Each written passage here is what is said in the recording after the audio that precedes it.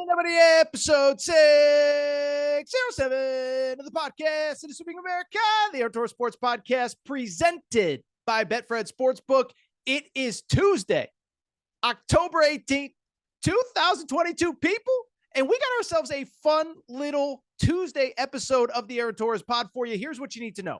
So it was a little bit of a quiet day in college football, but shout out Deion Sanders. He was featured on 60 Minutes. He said something very interesting about his coaching future that I want to discuss here because I think this is big. If you're Auburn, if you're Georgia Tech, if you're somebody who will have a coaching opening this year, from there, it's college hoop season, baby. We're going to talk about the AP Top 25 being released on Tuesday, some of my overall thoughts on that, and then we will wrap with some recruiting news. Kentucky, another five-star, Aaron Bradshaw has committed to the Wildcats. I tell you what this means, but also not just this one player, what it means for this class, why the number one player in America could be committing next, and why I think this is just the beginning of another insane recruiting run for Kentucky.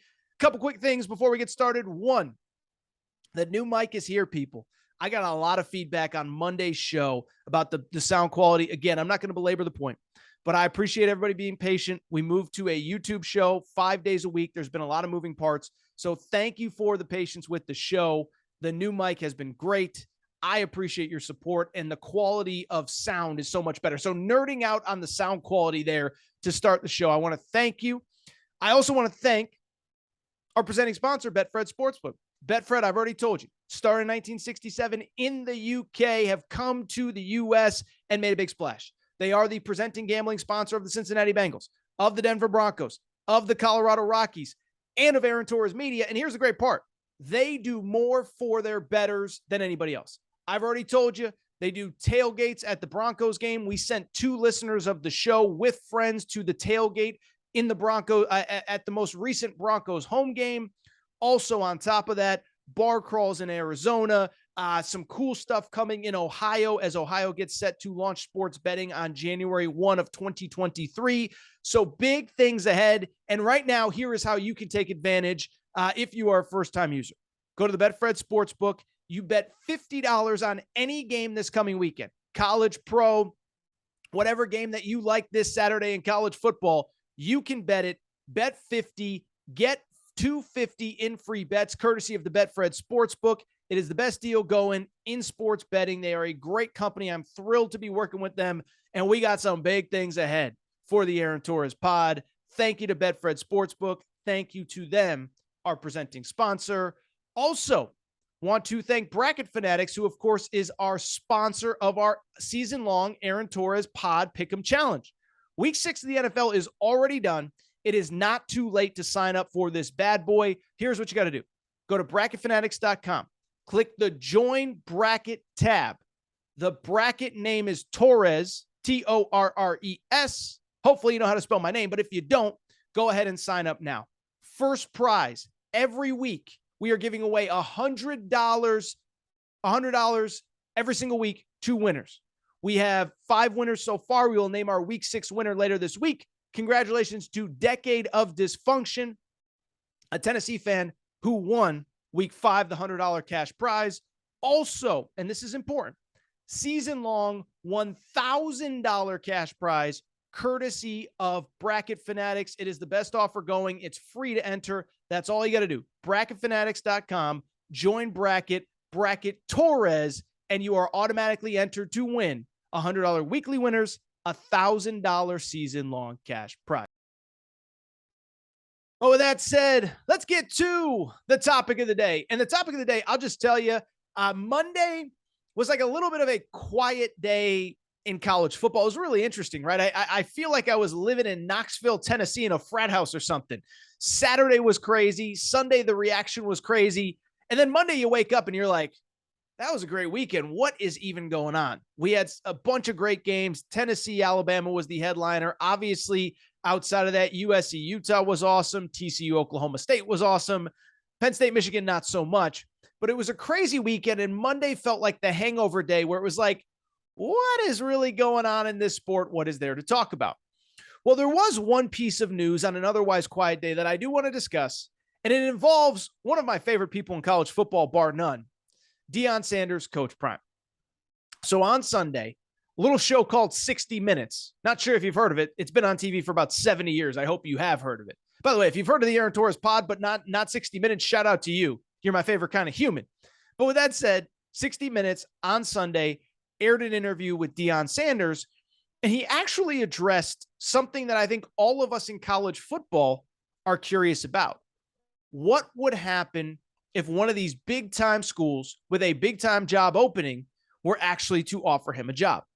And I'm going to tell you what he said in a minute. But before we get into it, I need to give you a little bit of context, because what I can tell you point blank, Deion Sanders is one of the most fascinating people that we have ever seen on the coaching carousel for a number of different reasons. One, I think we all know he's Coach Prime, played in the NFL, Hall of Famer, icon. But what I think a lot of people underestimate, this guy is a really good football coach, okay? Like, I think there's this thought that, people want to hire him because he's Deion Sanders. Well, that's certainly a part of it. But if he had the resume that he's building at Jackson State and his name was Mike Smith instead of Deion Sanders, he would still be a very hot coaching candidate. Right now, Jackson State currently sits at 6-0 this season. And I don't claim to be a SWAC FCS expert, but they've won 4 of their games by 30-plus points in this season.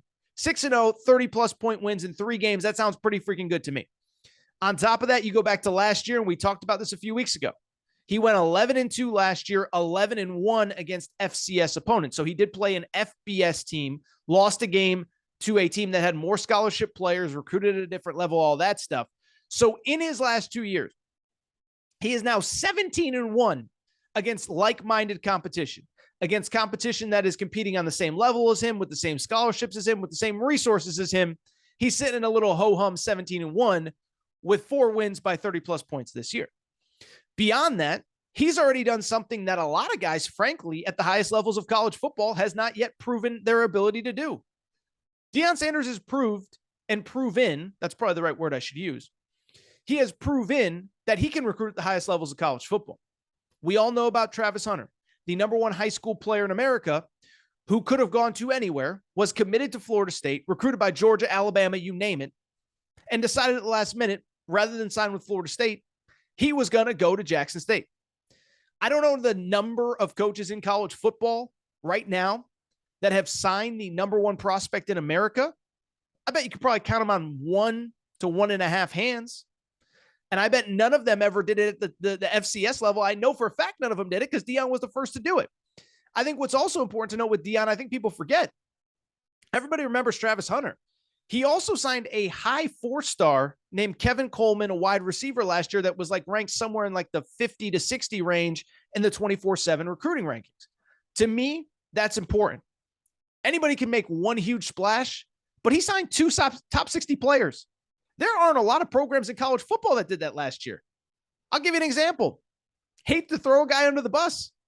Brian Harsin, the coach at Auburn, has never signed a player as highly ranked as the 2 players that Deion Sanders signed last year. So he's already proven he can do something that a lot of school coaches haven't, including the guy currently sitting at Auburn, who I don't think we think is going to have a job for very much longer. Finally, what I would say is why Deion is such a fascinating character on the coaching carousel.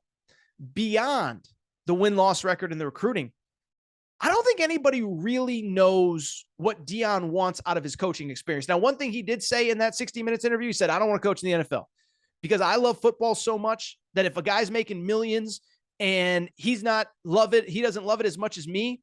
I think the exact quote he used, I'm paraphrasing a little bit, but he said, I'd choke him out at halftime. Like, I can't deal with guys that are being paid millions that don't love football. So we know he's not going to the NFL. But what's interesting about Deion Sanders, we don't know what his end game is, right? Because for most coaches, the end game is obvious. You get to the highest level you can, the most money you can get paid the most, set up your family for the next, 2-3 generations, right? Like Lincoln Riley, Mario Cristobal, Brian Kelly, their families are set for a very long time because they got to the highest levels, made the most money, and they're pretty good to go. Well, Deion's already made tens of millions of dollars. And so nobody really knows what his end game is. Is it to coach at the highest level? Is it to make the most money? Or is it to continue to have success at the HBCU level and elevate HBCU programs as a whole? Something he's talked about quite a bit. And so nobody really knows. He keeps a tight inner circle because of who he is. He doesn't have to do all the media song and dance that all these other candidates have to do to get their names out there and to keep them out there. And so we really don't know what Deion's end game is. With that said, let's get to what he actually said, because, I did a long song and dance to get to what he said, but he was asked specifically on 60 Minutes if he would actually be interested in taking one of these Power 5 jobs at the highest levels of coaching. Here is what Deion Sanders said on 60 Minutes. He said, and I quote, he said, "I'm going to have to entertain it. Yes, I'm going to have to entertain it. Straight up, I'd be a fool not to." To which I say, if you're an Auburn fan that wants Deion Sanders as your head coach, I would be dancing in the streets right now. And I'd be calling up your big boosters, Jimmy Rain and everybody else, and saying, hey, let's back up the Brinks truck for Deion Sanders if that's who you believe is the best head coach. Now, I think Auburn, when they fire Brian Harsin, is going to have some great candidates. I think Hugh Freeze is going to be great. If Lane Kiffin wants a job, he's great.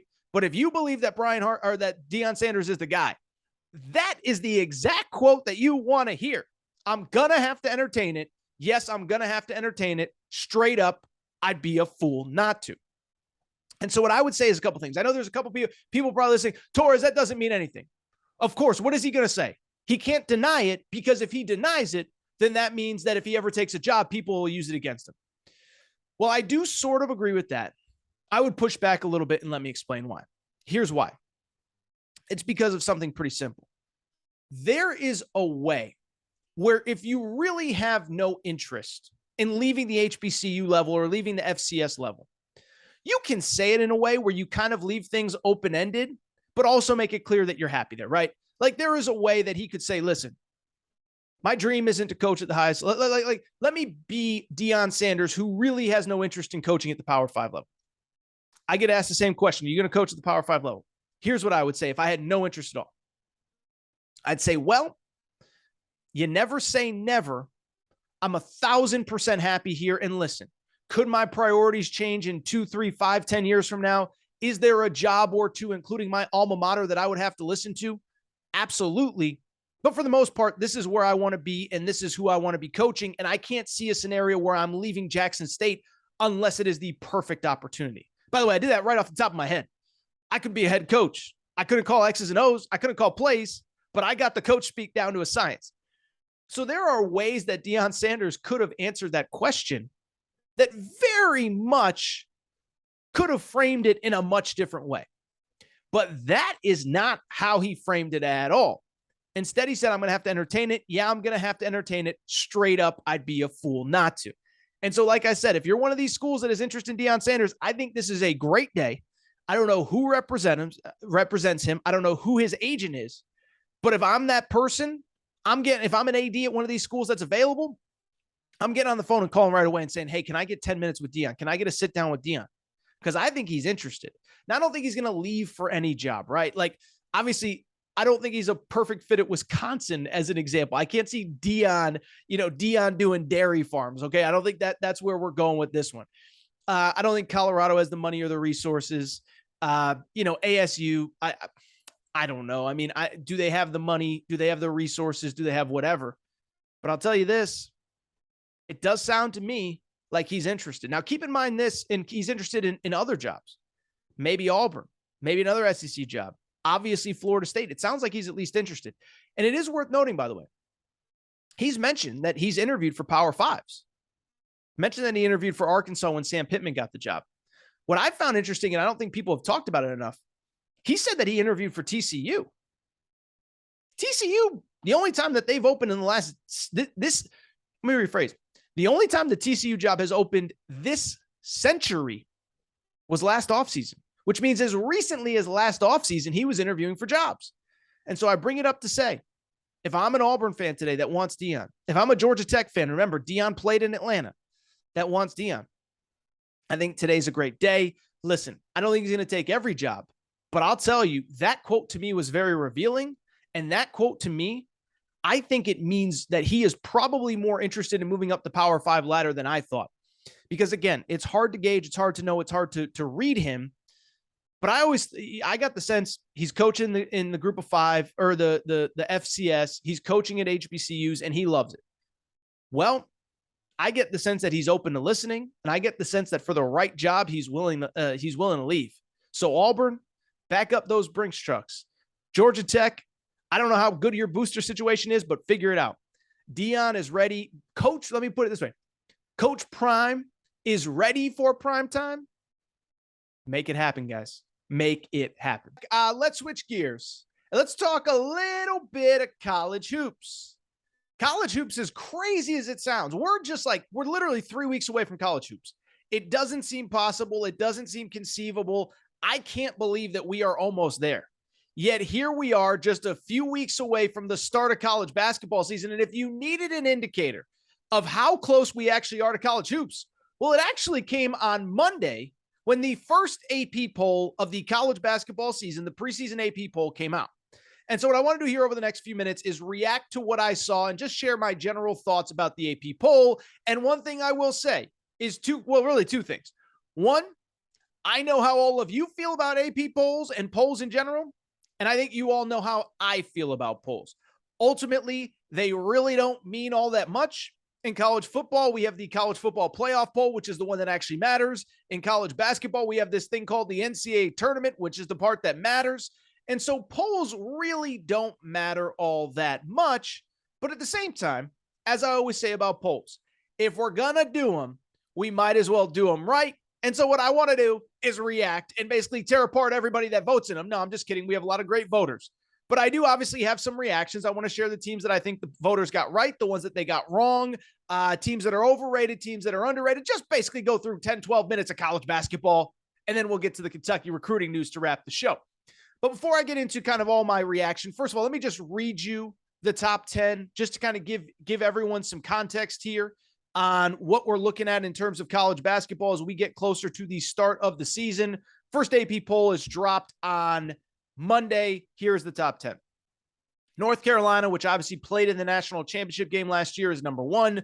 Gonzaga is number 2. Houston, who I like a lot, is number 3. Kentucky, number 4. Kansas, the reigning national champion, tied with Baylor, same number of votes at 5. Number 7 is Duke, first-year head coach John Shire. 8 is UCLA. 9 is Creighton. 10 is Arkansas. Some other kind of interesting, notable ones. Indiana, number 13. This is their highest ranking in pretty much forever. They're also the highest ranked Big Ten team in the poll. First time since 1977 that no Big Ten team is ranked in the top 10, and none should.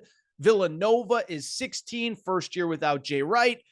Arizona 17, I think they're interesting. San Diego State, a really good team at 19. Alabama 20, rounding out the top 25. Oregon at 21, Michigan at 22, Illinois at 23, Dayton at 24, and Texas Tech at 25.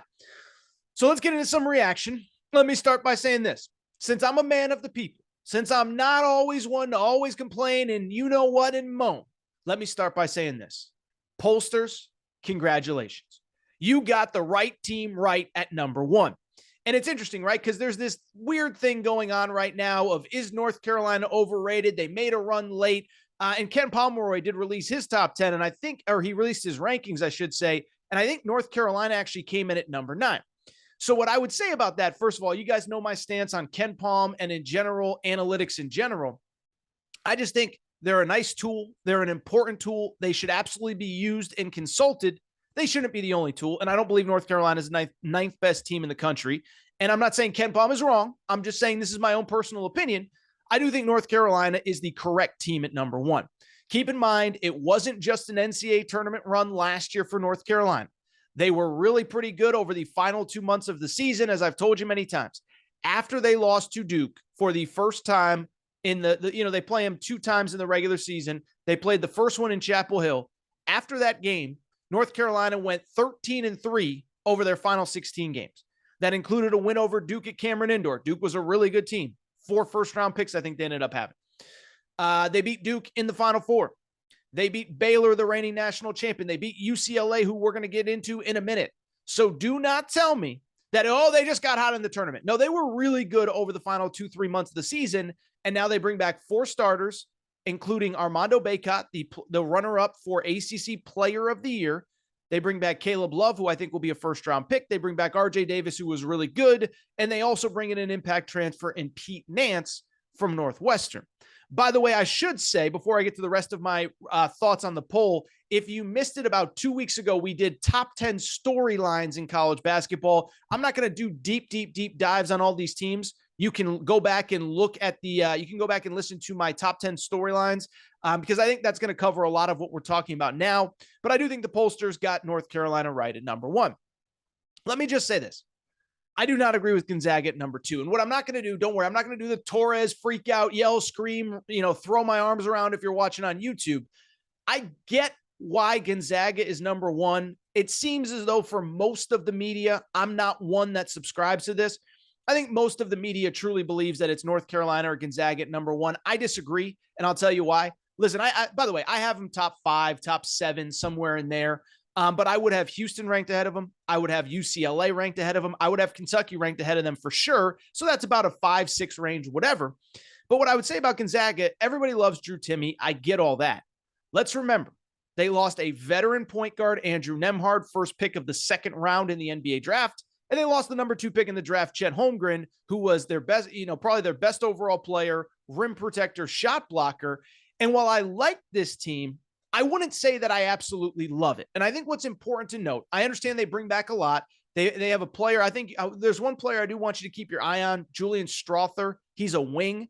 I saw him in Vegas against Duke last year when Gonzaga played Duke. I think he's going to be one of those players that plays himself into the first round of the NBA this year. But what I would also say about Gonzaga is I do think their entire season kind of boils down to they don't have a point guard right now that we know they can rely on. They have 2 really good sophomore guards, Nolan Hickman, Hunter Salas. And ultimately what it comes down to is, does one of those guys develop into a really good college point guard? Because you can do a lot of things in college basketball. You can have shooting, you can have 3-point space, you can have rebounding, shot blocking, whatever. If you don't have good point guard play, it doesn't matter. And right now I would say Gonzaga's point guard play is fine. I don't know if it's elite though. And until I see if it's elite, I can't get too excited about this team. Now, the good thing for Gonzaga, we are going to find out how elite that point guard play is early. Remember, they play Michigan State on the first Friday of the season on an aircraft carrier, a game that I am hoping to be at. The following week, they play at Texas. They host Kentucky the week after that. So I bring all of this up to just say that we are going to learn very, very, very, very, very, very, very quickly if Gonzaga's point guard play is good enough. I wouldn't have Gonzaga at number 2. Like I said, I'm not going to freak out. 2 teams in the top 10 that I do think are underrated. Let's start with number 8, UCLA. Listen, I think you can make a case for UCLA as high as number 2, potentially number 3. First of all, if you remember back to last year, a couple things. Keep in mind, 2 years ago, COVID bubble, they make the Final Four.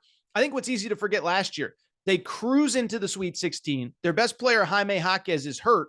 They play North Carolina. They're basically one defensive stop away from beating North Carolina. Caleb Love hits a big shot. North Carolina ends up winning. And why that matters is UCLA was basically a defensive stop from playing St. Peter's to go to the Final Four. So we could be seriously looking at back-to-back Final Four appearances from UCLA. And you look at this team, and what I would say about UCLA, listen, I've been following college basketball for 20 plus years now.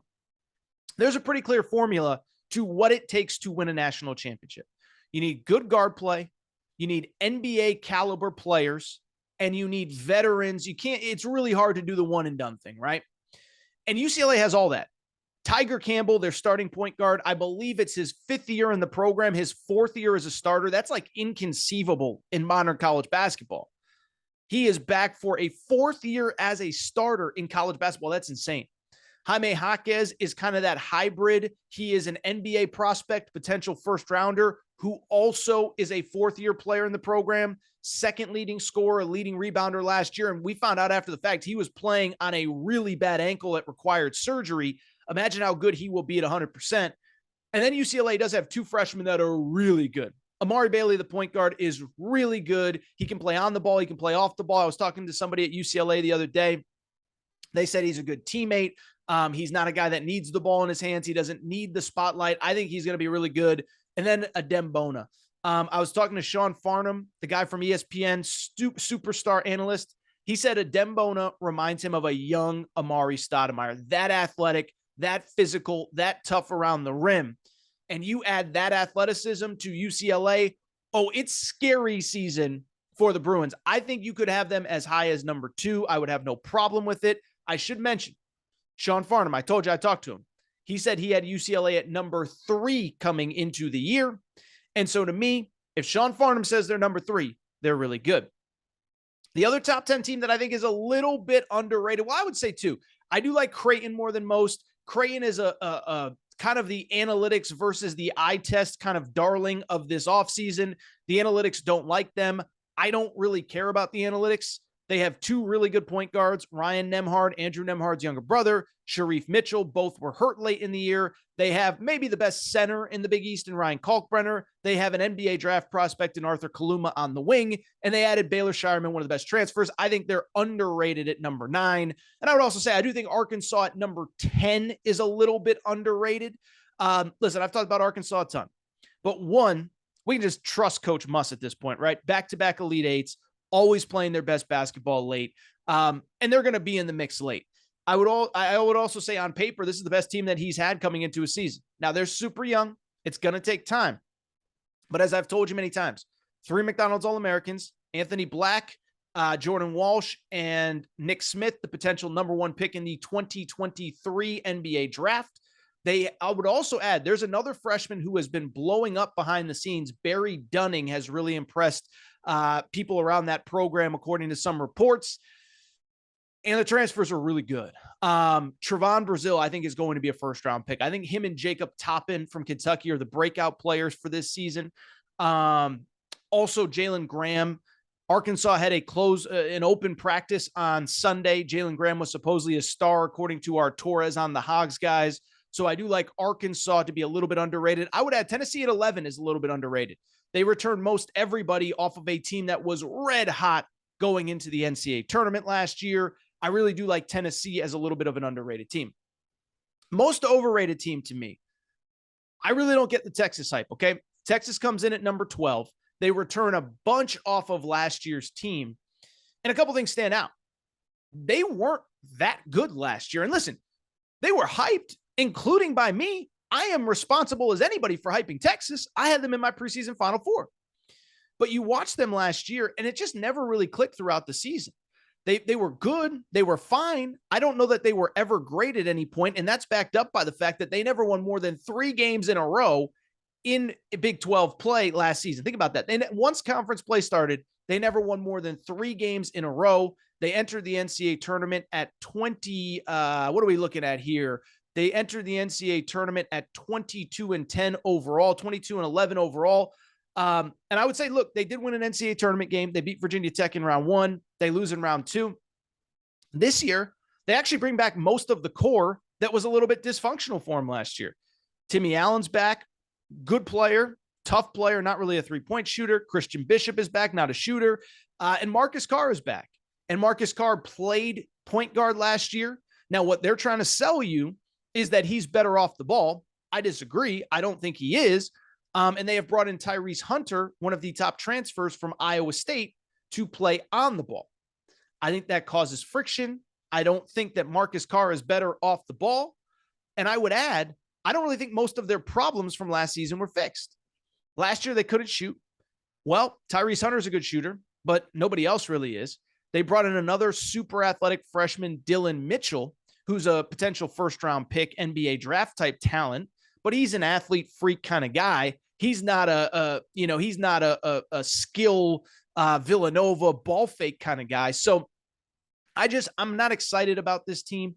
I would have had them in the fringes of my top 25. I did have them in the fringes of my top 25. I get it. I guess I like it. I don't love it. I think they're too high at number 12. And really quickly, let's hit on a couple other teams. And what I would say is, the back half of the top 25, I don't have any major gripes with. I don't think Oregon should be ranked, but history kind of tells you Dana Altman's going to be pretty good. I get it, whatever. Michigan, I think, is fine. I don't think they're elite, but they've made back-to-back Sweet 16s and Elite 8 in 2021 under Juwan Howard. So I'll give them a little bit of the benefit of the doubt. Texas Tech at 25, their best big man just got hurt. I don't think they should be ranked. But I'll tell you this. There are three top 25, three teams not in the top 25 that I think are just complete whiffs. The first one, you guys and girls are going to laugh, but I'm going to say it. I think UConn not being a top 25 team is blasphemous. Like, I have them in the 15 to 18 range, and I know what you're thinking. Well, Torres, you're a UConn alum. You're a UConn fan. Of course you have them in. It's not about that. What do I tell you all the time on this show sometimes? What do I tell you? I say, let's talk it out. Let's just say something out loud and tell me if it makes sense to you. So the core of UConn coming into the year, they have an all Big East first team player in Adama Sanogo. Adama Sanogo was first team all Big East last year. He is back. 19 points, 9 rebounds per game. They have two other players that are veterans that are projected as first round picks for next year's NBA draft. Andre Jackson, who just got hurt, and Jordan Hawkins, who is a sophomore who should be really good for them. I would add, I like their transfer portal additions, most notably Tristan Newton, guard from East Carolina, but take out the transfer. If I just told you all Big East first team, all conference first team, 19 points, 9 rebounds per game, and 2 first-round picks, is any other team in the country with those credentials not being ranked right now? Like, if Duke had that caliber of player returning, forget recruiting, forget whatever, and they wouldn't because they don't recruit players that are multi-year college players. Any other team in the country, 2 returning first-round NBA draft picks plus an all-conference forward, that team's probably number 1 in the country. I'm not saying UConn should be number 1. Like I said, I have them about 17, 18 in my preseason poll, but not ranked at all? Ranked ahead of Texas Tech, who just lost their best big man for most of the season? Ahead of Illinois, that's going to have a freshman point guard in Sky Clark? Behind Oregon, I know I said ahead of Illinois, but you know what I'm saying. Behind Illinois, behind Oregon, who missed the NCAA tournament last year. I'm just saying, look, I think in the big picture with UConn, there are questions. Dan Hurley does have to win an NCAA tournament game at some point. UConn fans, back-to-back tournament bids are starting to get restless. I think it's ridiculous. I think he's got the program on the perfect trajectory. But that's not the conversation. The conversations are where they one of the top 25 teams right now. And the answer is yes. Really quickly, 2 other top 25 teams that I think that missed the cut that I think the pollsters just whiffed on. One, they are the reigning NIT champion, the Xavier Musketeers. Remember, they're coached by Sean Miller now. And you can criticize Sean Miller for what happened at Arizona. What is the stat that I always tell you? Well, one, he's made a bunch of tournament runs. How about this for a stat? Do you know that Sean Miller has the 3rd highest winning percentage in the history of the Pac-12 conference? The only guys that are higher, John Wooden, Lute Olson, and then it's Sean Miller. That sounds crazy, but it's the truth. You can Google it. Sean Miller is a great coach. They returned their top 4 or 5 guys off last year's NIT team, not their top 5. I think 4 of the top 6 off that NIT championship team that was clearly good enough to go to the NCAA tournament. Colby Jones is another guy that's a projected first-round pick. Zach Fremantle and Jack Nungy up front are big, physical, low-post players, and they're just going to be much better coached than they were. I don't understand how they're not in the top 25. I'll take it a step further. The team that they beat in the NIT title game, Texas A&M, should be as well. Texas A&M returns 4 starters, another team that was red hot late in the year. Remember, they went to the SEC championship game where they lost to Tennessee. They beat Florida in a bubble game in day 1. They beat Auburn, the top seed. They beat Arkansas, who made an Elite 8 in the NCAA tournament. Buzz Williams is a star. I'll just tell you, I talked to somebody around Texas A&M not that long ago. They really like their team. But what I would say, top 25 pollsters, you whiffed on not having Texas A&M. And I do want to go ahead and wrap with just a little bit more college hoops news. Obviously, as I just told you, top 25 dropped on Monday. A whole bunch of stuff coming here over the next couple weeks in the lead up to the season, which is, really literally just right around the corner. But there was actually quite a big piece of recruiting news that dropped on Friday that we simply just haven't had the chance to talk about yet here on the Aaron Torres pod. It came from the University of Kentucky, and I should kind of contextualize. This past weekend, we had a bunch of those preseason events. We used to call them Midnight Madness. We don't call them Midnight Madness anymore, but Kentucky had their Big Blue Madness. Arkansas had an open scrimmage, a bunch of schools across the country doing a bunch of different things. Well, Kentucky had their Big Blue Madness, and they had just an insane visitor list come to campus to Rupp Arena for Big Blue Madness. Number 1 player in the class of 2023, DJ Wagner. Number 2 player in the class of 2023, Justin Edwards, who's already committed to Kentucky. Friend of the Aaron Torres pod, I might add. Number 6 player in America, Aaron Bradshaw, was on campus, as was Reed Shepherd. A couple really good 2024 prospects as well. And so what I want to do now is talk about the big piece of news that came at Big Blue Madness.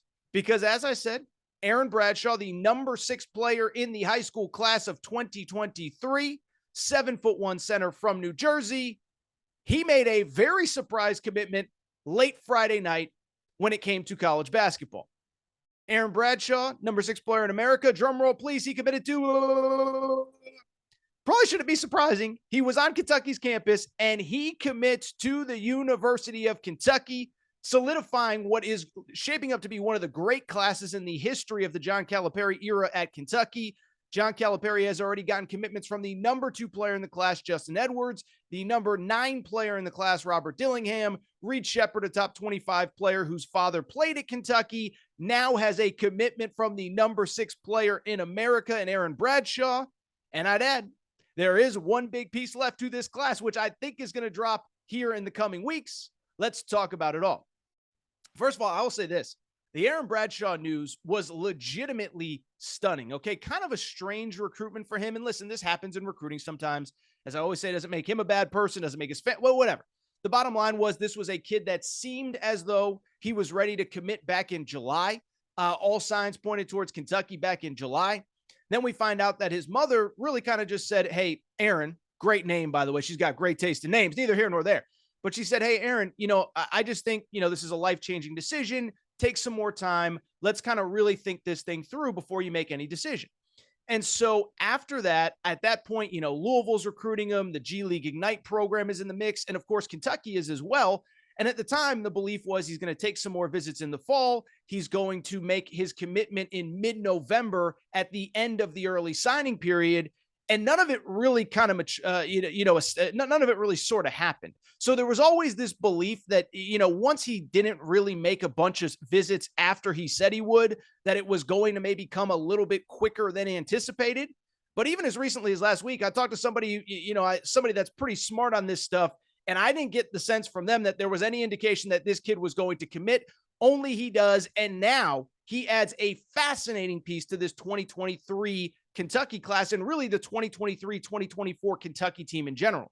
Because I do think when you look at Kentucky, and I'm not going to go crazy overboard breaking down depth charts, but you look at this Kentucky team, I do think there's going to be, this year, there's actually quite a few players returning to Kentucky. I do think next year, you're probably looking at some pretty significant roster turnover. I know there's some talk that Oscar Tshiebwe may return for yet another season because of NIL opportunities.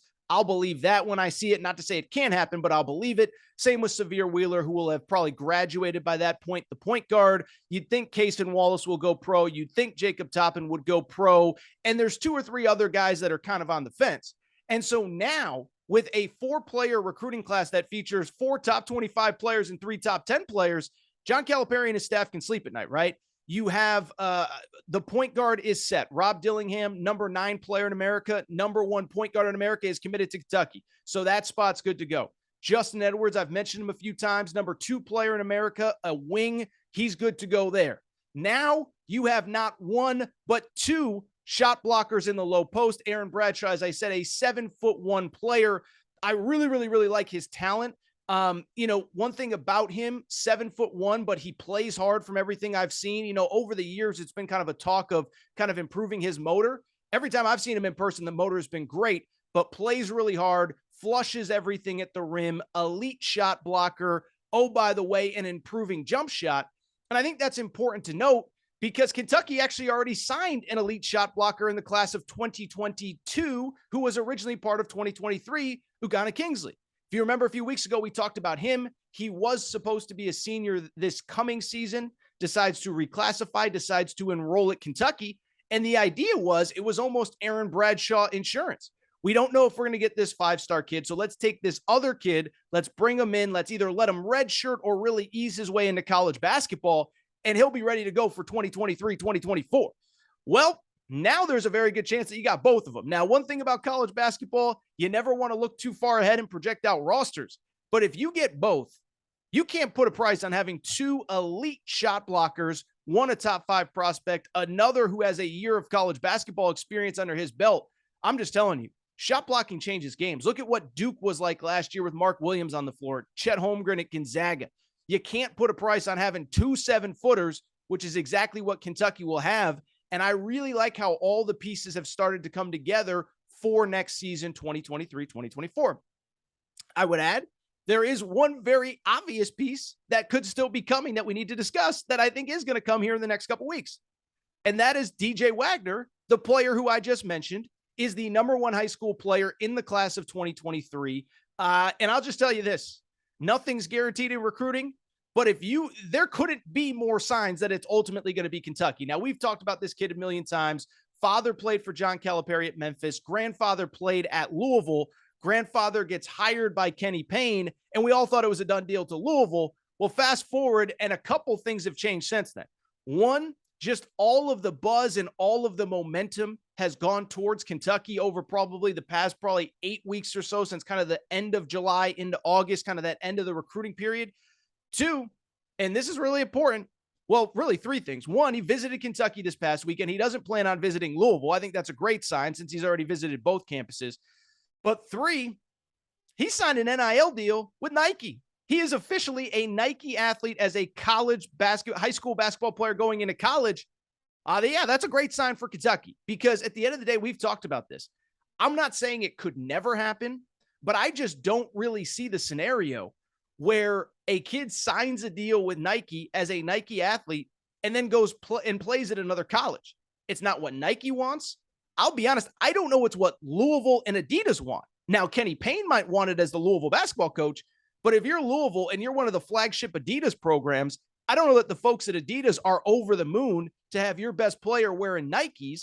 And so to me, it doesn't officially eliminate Louisville, but it kind of sort of eliminates Louisville in this conversation. And so DJ Wagner, he's not really being aggressively recruited by very many others. I just think it's a matter of if not when this guy officially becomes a Wildcat, then you're talking about the top 2 guards in this class, basically. The #1 player, DJ Wagner, Rob Dillingham as well.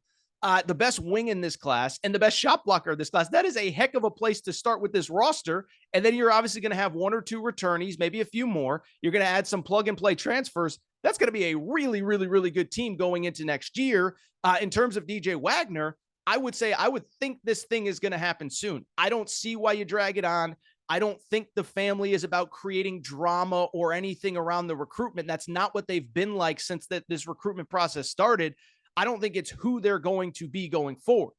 So DJ Wagner, I would expect to commit here in the near future. I think he's going to be a Wildcat. And then we are talking about a historic class for Kentucky. We talked about this, by the way, in the summer, the potential for a historic recruiting run. So far, it is hit. Ugonna Kingsley commits for the class of 2023, then reclassifies to 2022. Justin Edwards commits. That's on top of Rob Dillingham. Now you get Aaron Bradshaw. Now you get DJ Wagner. Here, we don't officially have DJ Wagner, but I think we all think it's going to happen. So that's where we're at with Kentucky. That's where we're at with recruiting.